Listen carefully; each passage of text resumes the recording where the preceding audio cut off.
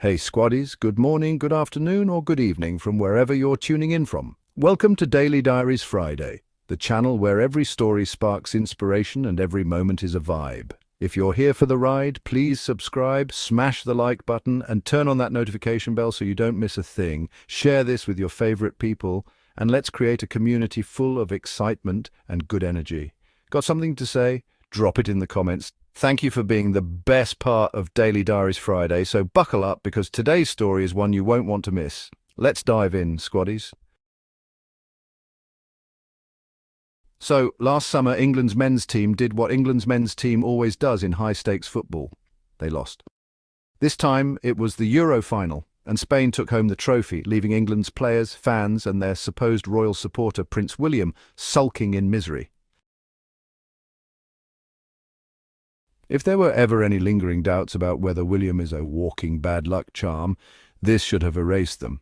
The man is cursed, plain and simple. His presence at big matches is like a death sentence for England's chances. And, of course, Spain's King Felipe was there to bask in the glory of victory, celebrating alongside the Spanish team while William sat there, probably seething in barely contained rage. It was a moment of stark contrast, Felipe effortlessly exuding national pride and camaraderie, while William sat looking like a sulky child whose toy had just been taken away. And the fallout from this loss, it was glorious. Gareth Southgate resigned, and William, the supposed face of English football in the royal family, was quietly demoted from FA president to some vague, downgraded patron role. The official excuse?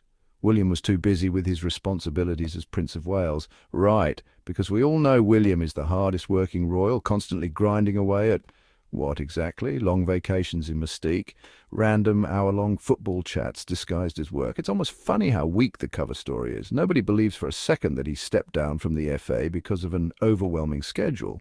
The reality is clear, the FA didn't want him anymore. He's bad luck, he's useless. And his presence does absolutely nothing to inspire confidence in England's football teams. So rather than keep him in a visible leadership role, they politely nudged him out the door, while pretending it was his decision. And what does William do after this humiliating demotion? He goes on vacation. Again. Because, of course, he does.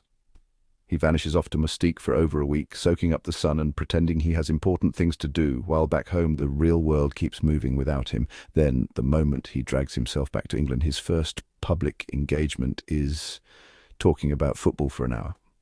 Not helping with actual policy, not doing anything remotely difficult.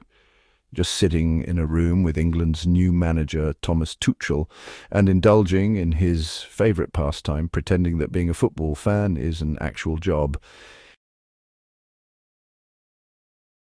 Let's talk about that Instagram post, because it was yet another example of William's inability to function without embarrassing himself.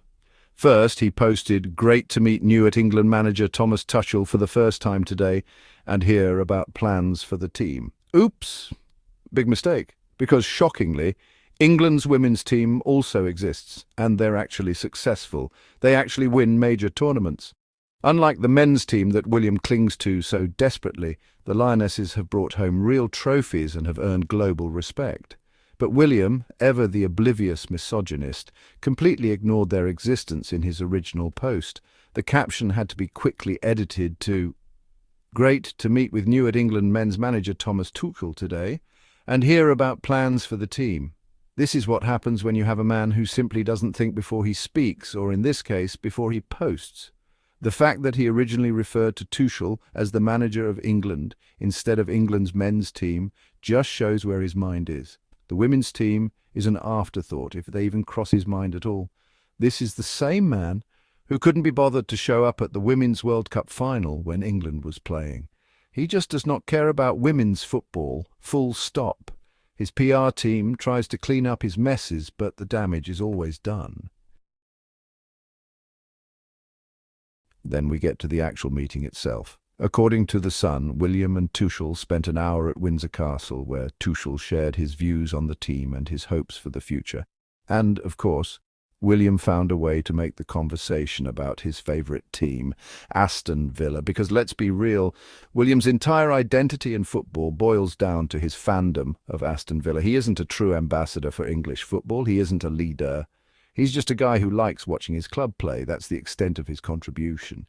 It's the equivalent of some random season ticket holder thinking they deserve a seat at the manager's table just because they really like football. And the photos? Tragic. There's one where William is wearing that awful green jacket and the expression on the black man standing next to him says it all. It's the look of someone trapped in a conversation they desperately want to escape. The other one, William looks like an overgrown toddler chasing a ball, waiting for someone to take his picture so he can prove he's athletic before inevitably tripping over himself. Every image of him radiates second-hand embarrassment. Now let's talk about something truly sad. William has no real friends. This is a man who, outside of his family, is completely alone. The only people who spend time with him are obligated to do so, whether it's for royal duty, PR purposes, or sheer boredom. He doesn't seem to have a single genuine connection with anyone. His conversations are always surface level, his interactions painfully awkward. Even in situations where he should be relaxed, like talking about football, he still comes off as stiff and unnatural. It's as if he doesn't know how to behave like a normal person. Think about it. If William had actual friends, wouldn't he be discussing football with them instead of awkwardly scheduling a 1-hour meeting with a professional manager under the guise of work? The fact that this meeting was even treated as an event tells you everything.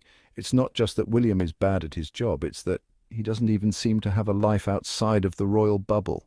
And the worst part, he probably doesn't even realize how sad it all looks. He thinks he's doing something important, when really he's just a man desperately trying to stay relevant in a world that has moved on without him. His role in English football has been reduced. His influence is waning. His own team, the FA, subtly pushed him aside, and still he lingers, clinging to the one thing that gives him a shred of identity. At this point, the best thing William could do for English football is to just stay away. Because every time he shows up, disaster follows. England loses, his presence gets mocked, and the whole thing turns into yet another exercise in cringe. It's time for him to accept reality. He's not the inspiring leader he thinks he is. He is a footnote in the sport, tolerated at best, laughed at worst. England doesn't need him. The FA doesn't need him. And quite frankly, football would be better off without him haunting the sidelines like a bad omen. And that's a wrap, squaddies. Thanks for watching and being part of this amazing journey. You guys are the best and I love you all. Your support means the world to me. If you had a good time, don't forget to give this video a thumbs up, subscribe, and hit that notification bell so you're the first to catch our next adventure.